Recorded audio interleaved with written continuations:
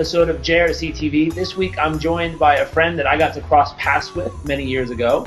And I read his book before I met him and was blown away at some very simple yet profound concepts that, when applied, absolutely magnify your ability not only to reach people, but to connect with them, to get to know them, and truly to enhance your business overall when you look at the relationships around your business. And my friend is named Keith Ferrazzi. Keith, thank you for joining us. It's my pleasure. Good to see you again. Good to see you as well.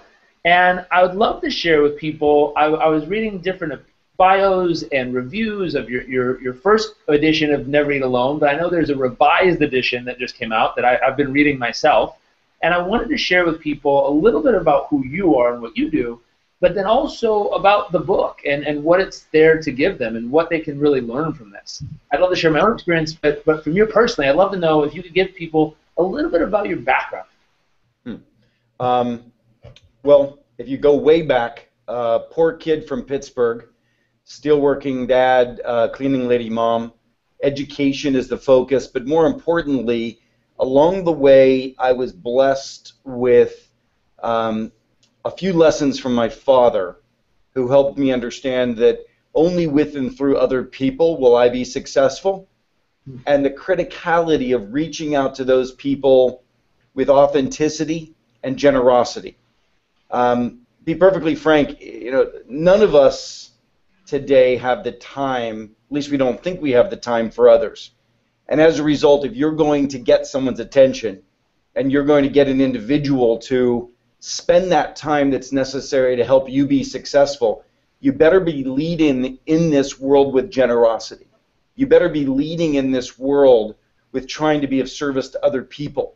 At a minimum, don't be an asshole, right? I mean, like, reach out in the world and be the kind of person other people would like to hang around.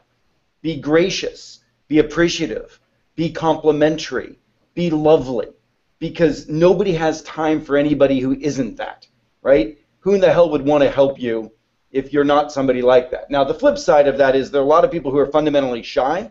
I'm not saying you have to be like your dad. I mean, your dad's a big personality, and he walks into a room and he commands a room like that. You don't have to be Tony Robbins. You have to be you. And the way you have to be you is you have to create an environment around yourself that invites people in, but most of that is letting your guard down and being yourself. So I'm not asking you to portray another personality. The next level of showing up is to show up, and by the way, just at that basic level, if all you are is curious and you actually decide you're going to give a damn about people, everybody, particularly the people that are important to your success, like, ask how they're doing. Ask what's going on in their lives. Be curious about the world that they're in, not just your own self-centeredness, right? And certainly don't reach out to those people with a perspective of what's in it for me. Then you move up to the next level and make sure that whatever it is you have to offer them from a business perspective is incredibly generous. Make sure your product is extraordinary if you're an entrepreneur. Make sure that your intellectual property and your knowledge is constantly refined and you're reading a lot so that you add value to other people. At the pinnacle, though, is figuring out what a person's goals, dreams, and aspirations are and helping them be successful personally and professionally, even in the business environment, is what's going to really lock and load whether or not someone's going to give you time with them, right? I like that. And it's interesting. Going to networking events, I did 2 years on the road sales, city to city, place to place, person to person, and you go to networking events and literally, I mean, you could stand in the corner with, a card launcher and just launch them at people the way people network nowadays. And after I read your book, it changed my whole perception from running around the room, gathering everyone's card, passing mine out everywhere, trying to tell everyone about what I was doing and how important it is. And all of a sudden it turned into where I'd go to a networking event and it went from trying to have 50 conversations with everyone there to looking around the room, looking for someone interesting, and spending the whole evening connecting with them, getting to know about their life, their family, their business, their personal venture. Let me add something to that, though. If you allow maybe you can send out to your audience or post on your blog. I wrote a number of years ago something that's pretty ubiquitously available online. If you type in the words Ferrazzi Conference Commando. Yep. And it teaches you the 15 most important steps to show up at a conference. The first thing is the 7 Ps. Prior proper planning prevents piss poor performance. Meaning, instead of showing up at some event and then figuring out who the most interesting person is, call the event organizer in advance and let them know why you're showing up and what you're interested in and what you have to offer others, and diagnose who's going to be there. And then even when you just show up, start asking around, well, who's at this thing, right? Asking the conference organizer if you haven't been able to get them in advance. But figuring out in advance who you want to talk to is actually pretty powerful, because that one person you could have connected with, which serendipitously looks interesting, there may have been 5 other people there who didn't catch your eye necessarily, who are much more strategically aligned, that you could much more help each other. Does that make sense to you? Total sense. Absolutely. And a part of that, by the way, a part of that is just recognizing that one of the most important things I teach people is to be purposeful in their relationship management. And to be purposeful doesn't mean fake. It just means to get it right. Fake means you're fake. If you're running around passing out business cards, frenetically, all you're doing is connecting, not relating. And we're talking about relating. And you may not even be connecting. You may just be annoying or be one of those schmoozers that we all feel uncomfortable with, and frankly, we've all been, right? So the key is to be very purposeful and planned, because you don't have much time. Spend time with the most important people that are critical for advancing your agenda. Absolutely. It makes sense. And being those people who are jumping on everybody, it's fascinating. And those networking events, for an evening networking event for salespeople mostly who show up there, sometimes other people in positions, but doing your preparation there. I think recently I was watching your Twitter, and it said, I think a few months ago, you were with Tony Hsieh in the Downtown Project. And with the Catalyst Creative Week, we went and did that a couple weeks ago. It's awesome because they literally send you a manual. It looks like they use your book as a guide with everyone's bio, everyone's outline, and a detailed description of who they are, what they're up to, and what they're doing. So it gives you a chance to literally get to know every single person in that room before you arrive. Amazing. Another piece you talked about, so being a conference commander. Yeah, I do that. I do. We have every Friday night we have dinner parties at my home, and I even do that in advance of my dinner parties. Before people come to dinner, they know everybody else who's coming. I give them a little bio. It's a very, very generous thing to do for your guests. It's fantastic because it gives you the opportunity to literally get to know a good part of who's there, but also get to know them a little bit off just business, which is nice.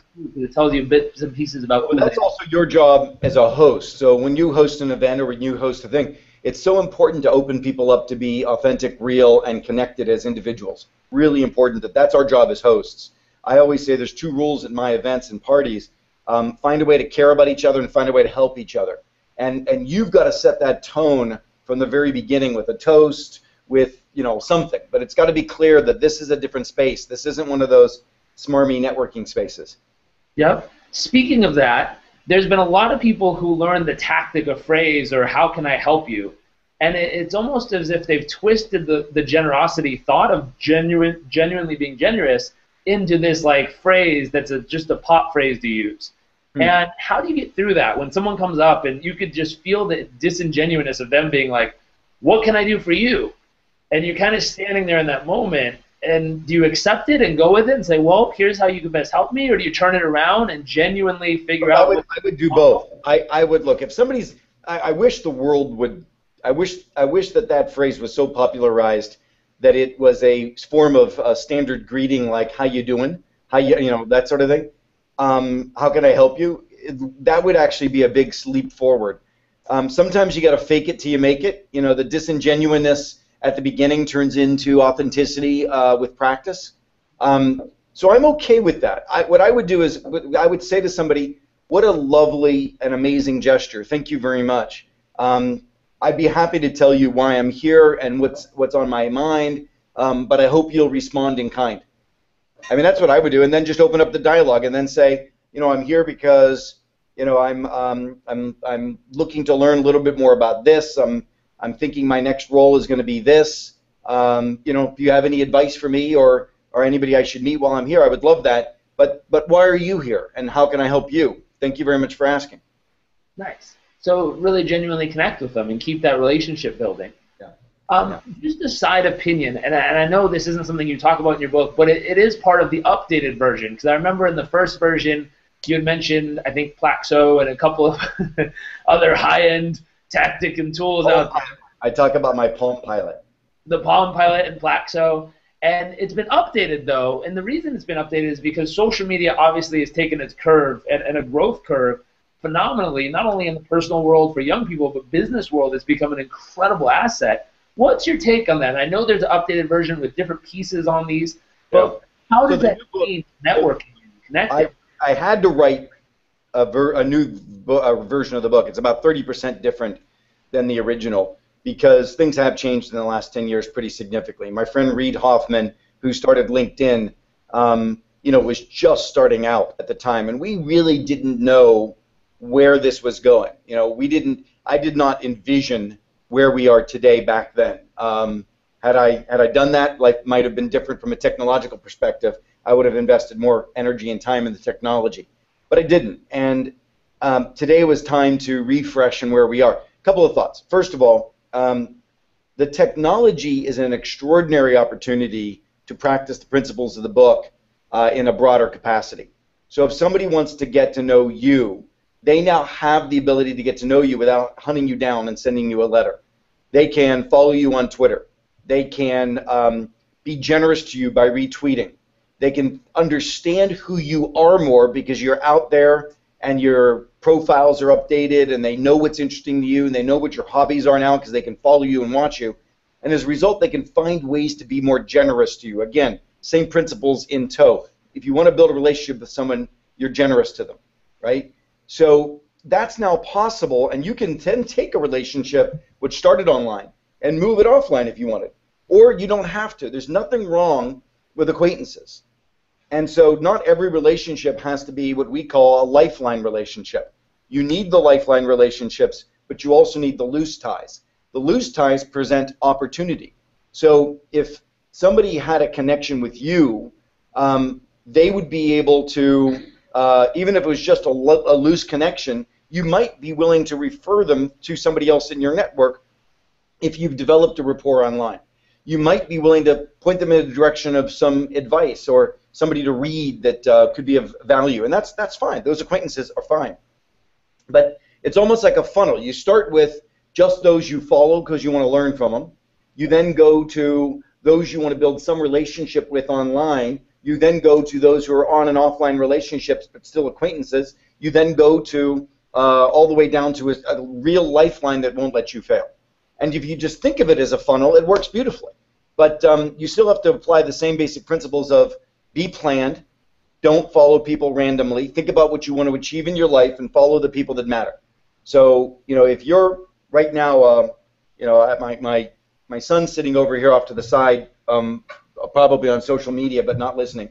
And he is a rapper. And if rappers need to get to know everybody in the music industry, well, you can follow people, you can be generous to people, you can engage with people online in the music industry, you can send music around, you can be of service to people. But he's also thinking about launching a company that's a products company. So who are the relationships and network that he needs to be building over there, right? So there's an opportunity to expand yourself online that you'd never have time to do in the physical world until you have certain cycles of learning, and then you can move it into the physical world. Makes total sense. I love that. Very cool. Well, I realize you were super busy, and thank you for taking time with us to pop on JRCTv and share a little bit of insight on different strategies and tactics, and really also the mindset of shifting from what's in it for me to how do I serve you and what can I do to provide and get curious about you and who you are. One last question. Yep. Just one thought, which is I remember reading somewhere it said invisibility is a fate worse than failure. So I'd love to know what that means. And final, where can people learn more? How can they get involved? If they want to grab a copy of your book, where do they go? And where's your website so they can really read more and get connected to you? So the invisibility quote was really just saying, get your ass out there. If you have a dream and an aspiration in your life, get out there and get to know the individuals that you can co-create greatness with. I don't care if you're shy. I don't care if you're fearful or insecure. I don't want you to be mediocre. And you will be mediocre if you don't build rich relationships and you don't reach out to those rich relationships in a planned, effective way and then serve them and be the kind of person that they want to hang around, right? That's life. And if you want to check out a life and be mediocre, that's your option, but I hope that's not you. I certainly know it's not you, and I'm so proud, by the way, of seeing all of your success and how you've progressed and what you're doing today. And I was excited when I got your email, and great to reconnect. KeithFerrazzi.com. The book's available. The books are available, both Never Alone and Who's Got Your Back, pretty much everywhere.